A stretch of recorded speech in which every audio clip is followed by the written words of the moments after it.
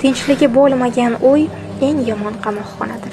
Hayot doim qiyinchiliklari bilan biz insonlarga surprizlar tayyorlab turadi. Agar har jabhani ilmini oladigan bo'lsangiz, o'sha siz huzur topa olmayotgan uyingizni jannatga aylantira olishingiz mumkin. Turmushga chiqqan va oilali bo'lish arafasida turgan qizlar uchun 8 yillik turmushimdagi tajribalarim hamda 5 yil davomida mijozlari bilan ishlash natijasida amaliyotchi psixolog sifatida Baxt formulasi nomli mualliflik loyihamni ochdim. Ushbu loyihada siz ajrashish arafasida turgan oilangizni baxtiyorimni mijozim singari saqlab qolishingiz mumkin. Qo'rquvlari va ishonchsizliklari sabab turmushim kechikyapti deb o'ylayotgan Iymon kabi o'zining xatolarini to'g'rilab, to'g'ri duo qilishni o'rganib siz ham baxtga erishishingiz mumkin.